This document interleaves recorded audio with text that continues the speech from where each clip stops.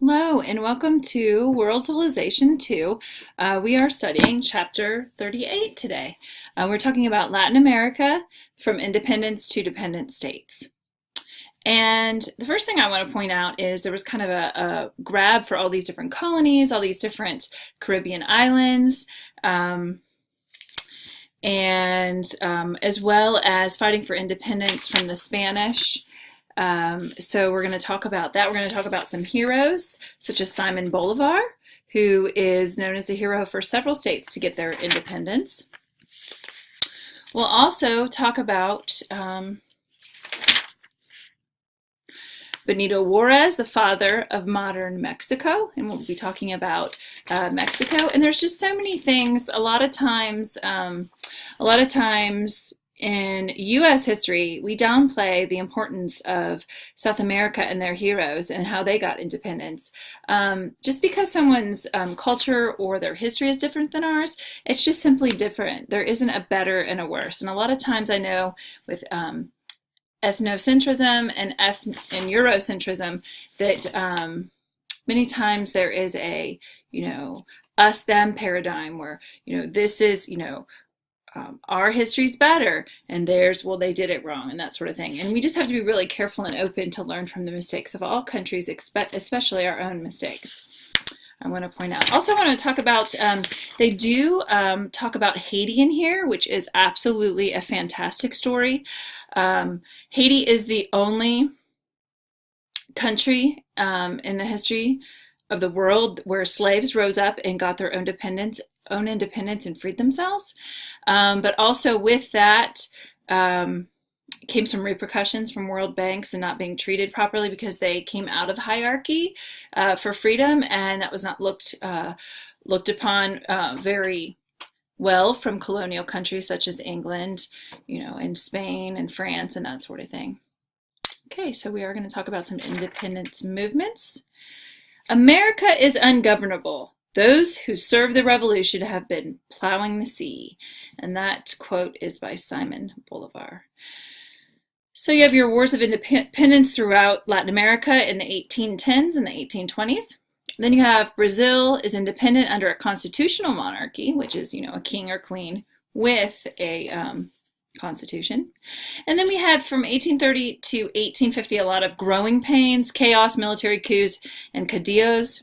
National consolidation under oligarchies is 1850 to 1900. And an oligarchy is a lot of wealthy people or nobility that are ruling. They don't think that the poorer classes or middle class or lower classes are smart enough to rule. So an oligarchy would be wealthy people ruling, and that you really saw that in Venice many years ago. Okay, the national consolidation under oligarchies, and then 1898, Cuba and Puerto Rico break with Spain. Okay, so let's go ahead and get started. We are going to switch to PowerPoint.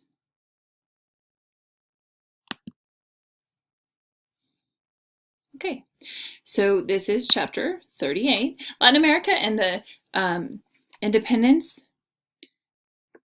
to dependent states. Okay, from independence to dependent states. Okay, chapter chronology. We just talked about that. Okay, Criollas asserted independence from Spain. They were very dissatisfied with Spanish policies. Free trade was allowed, but really high taxes. The Spanish king appropriated money from colonial church, who then reclaimed outstanding loans. Creating resentment among both ruined entrepreneurs and unpaid clerks. So there's just a lot of money tensions. Spain was very greedy, which often happens in capitalism. You have to be very careful to have lots of laws in place to keep different groups safe from being exploited. Exposed in ideas of enlightenment inspired by French and American revolutions.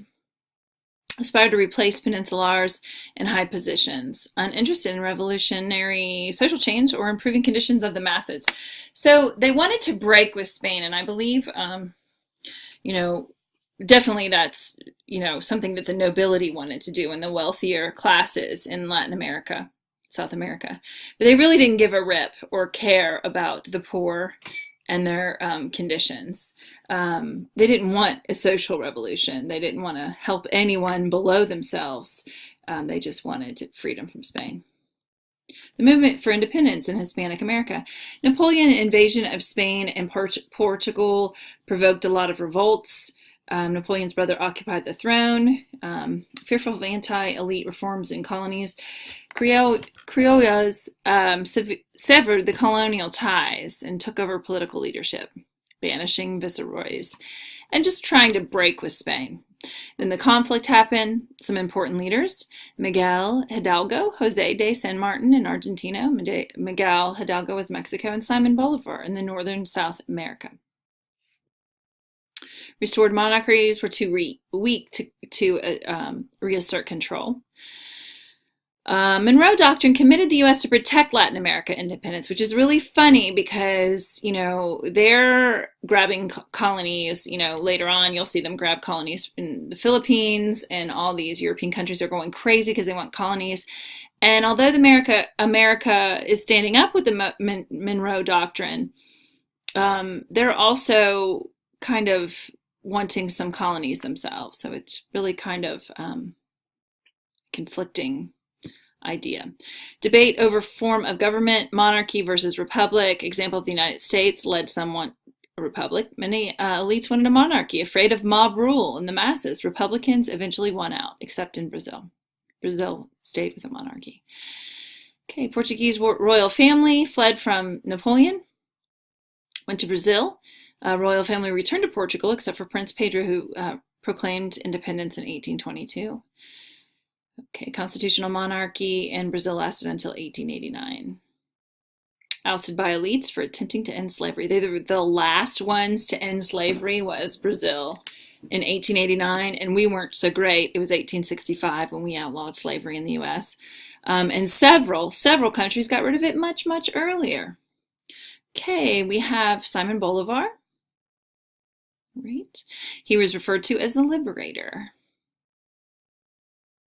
The map shows the changes in status in 1804 when Haiti was effectively made an independent state by a slave rebellion, and that's what we talked about.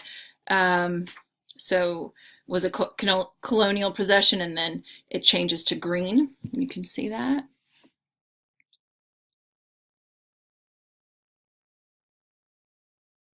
Struggles between liberals and conservative. Liberals were really inspired by the liberty and fraternity of the French Gauls, regarded Simon Bolivar as a model. Conservatives, they landed gentry there, upper ranks of clergy, and they wanted stability and they wanted to protect their property. They excluded Indians and mestizos from political and social rights, so they were completely claiming the core and putting these marginalized people, minorities on the periphery and not wanting to give them any rights. Okay, the age of chaos and caudillas, 30 years of instability, violence, followed by independence. There was a vacuum of authority that led to a lot of regionalism. Caudillos. A caudillo is a military strongman, asserted populist dictatorial rule, using charisma, force, and patronage. So patronage is rewarding someone, I'm going to reward you if you stand with me and overthrow a government. I'll give you positions in my government. Juan Manuel de Rosa of Argentina became a regional caudillo until elites asked him to seize power as president to restore stability. Right. National consolidation under oligarchies. Argentina was a civil republic under Domingo Sarmiento. Okay, the British helped develop roads and railroads. Then we have a picture of Benito Juarez, father of modern Mexico.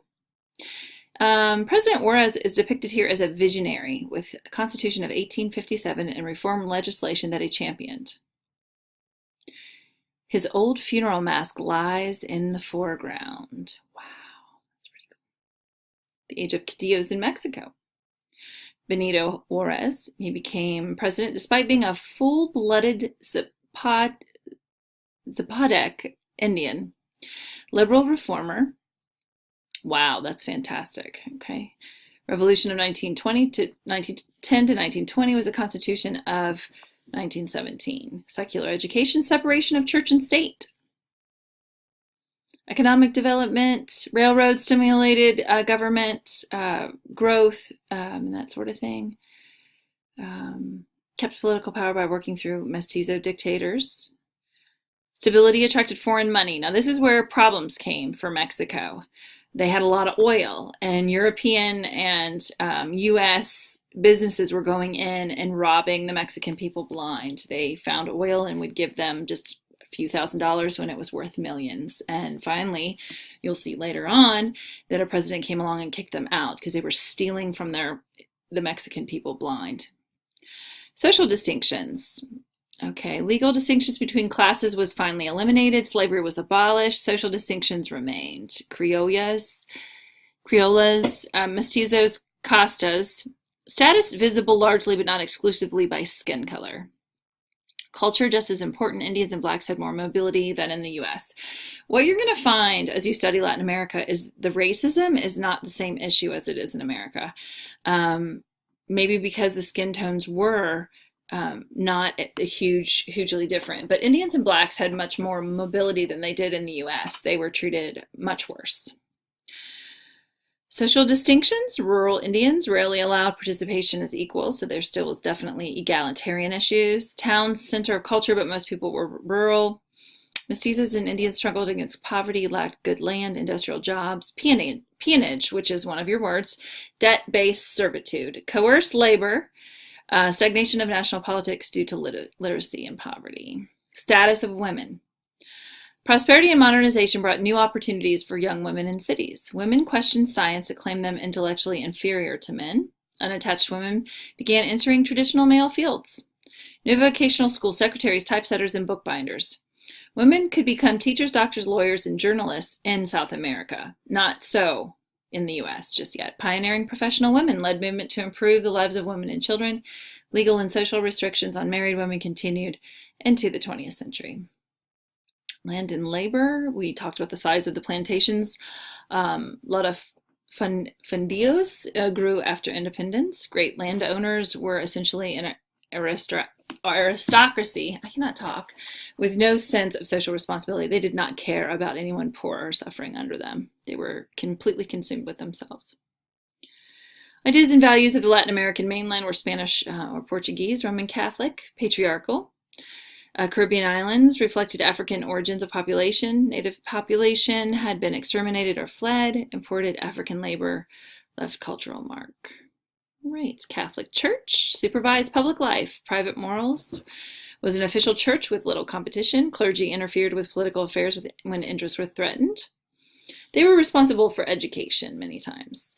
In some places intervened on behalf of the Amerindians and Mestizos. Remember, Amerindians is the word used instead of Indians because Christopher Columbus called them Indians and they were not from India. Okay, Catholic Church in Latin America. Cultural stratification was an obstacle. Elites regarded themselves as Europeans, not Latin Americans. So they had that us-them paradigm, which is not a good thing because that's not democratization or an equaling out. And us-them paradigm is saying we're better than this group. And that's when you have all kinds of dehumanization and problems and scapegoating. Amerindian culture seen as a threat. Intermarriage between Iberians and Indians led to mestizo culture, which it did happen though. All right. Dancing to candombe drums. The Afro-Uruguayan candombe is a street dance that dates from the 1800s, but its roots are African ceremonial processions recreated by slaves on the South American coast. Remember, millions of slaves were imported to South America, and if you were imported to South America, many times you were imported to the silver mines, which you didn't live very long. If you worked in the silver mines, you had a very short lifespan, and you were pretty much worked to death. All right, so that's chapter 18.